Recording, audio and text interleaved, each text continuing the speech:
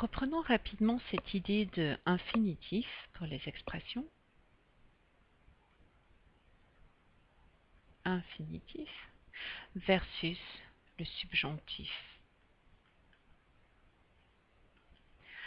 Et on est en train donc d'exprimer cette idée d'obligation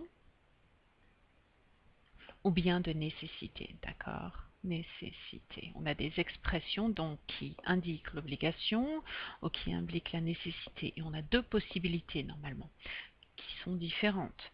Possibilité numéro 1, c'est l'infinitif. Possibilité numéro 2, c'est le subjonctif. L'infinitif, on a vu que c'était général, d'accord? Et que le subjonctif était spécifique, quand on est en train de s'adresser à une personne, d'accord? Le locuteur s'adresse spécifiquement à une personne. L'expression numéro 1, c'est vraiment il faut. Prenons par exemple il faut. Pour réussir en classe de français, il faut étudier. C'est une généralité, d'accord? Et on va utiliser l'infinitif, le verbe est bien à l'infinitif. On peut utiliser aussi l'expression il est essentiel. Il est essentiel. Il est nécessaire. Il est important. Il vaut mieux. Et notons qu'est-ce qui se passe. Donc, pour réussir en classe de français, il faut étudier. Il est essentiel de lire. Il est essentiel de lire les leçons, infinitif. Il est nécessaire d'apprendre les verbes, la conjugaison des verbes, infinitif. Il est important de participer au forum de discussion. Il vaut mieux, qu'est-ce qu'il vaut mieux? Il vaut mieux étudier en avance plutôt que le soir. Qu'est-ce qui s'est passé? Le verbe il faut, il vaut mieux, est-ce qu'on a une préposition? Non, on n'a rien. Il faut étudier, il faut parler français, d'accord? Il vaut mieux étudier, il vaut mieux parler français pour réussir. Cette structure n'a pas de préposition, mais il est essentiel, il est nécessaire, il est important. On doit utiliser la préposition de ou bien l'option de l'apostrophe, d'accord? Classique, il est essentiel, donc que, et bingo, on va avoir le subjonctif. D'accord? Il est essentiel que j'étudie, par exemple. Subjonctif, sujet, on a un sujet, le subjonctif. Il est essentiel que, il est nécessaire, que tu parles français en classe. Subjonctif, d'accord? Structure que, subjonctif. Et il est important que nous fassions, utilisons un verbe irrégulier, que nous fassions, subjonctif, les exercices de Kia. Il vaut mieux que vous prépariez le forum de discussion, d'accord, en avance.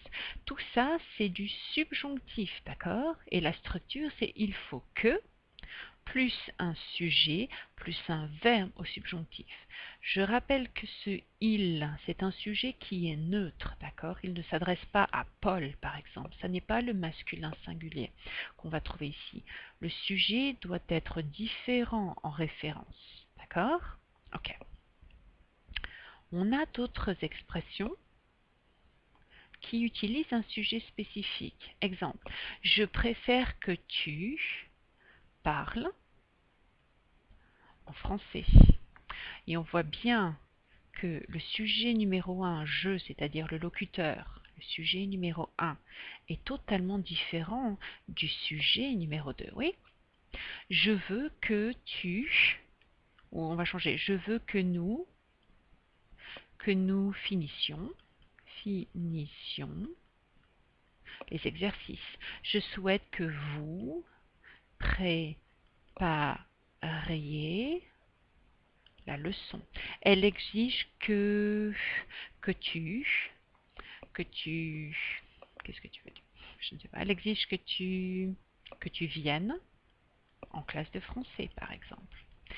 Tous ces sujets, le je, le elle, ça peut être d'autres, ça pourrait être le tu, ça pourrait être le il, ça pourrait être le elle, d'accord? Toutes les possibilités sont possibles. Il et elle, pluriel, d'accord? Et on a le je, c'est-à-dire que tout ça c'est possible, mais il faut que ce soit absolument différent du sujet numéro 2, d'accord? Le elle c'est différent du tu, le je c'est différent du vous, le je est différent du nous, d'accord? Il faut que le sujet numéro 1 soit différent du numéro 2. Pourquoi? Quand on utilise le subjonctif. Maintenant, on a une autre possibilité. Je préfère que tu parles. Le sujet numéro 1, c'est je, qui s'adresse à tu, l'interlocuteur. Mais c'est possible d'utiliser l'infinitif. On pourrait dire par exemple je préfère, plus l'infinitif. Je préfère parler français. Infinitif. Je veux, finir les exercices de Kia. Infinitif.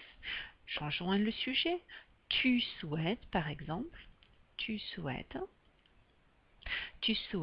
préparer l'examen avec un tuteur.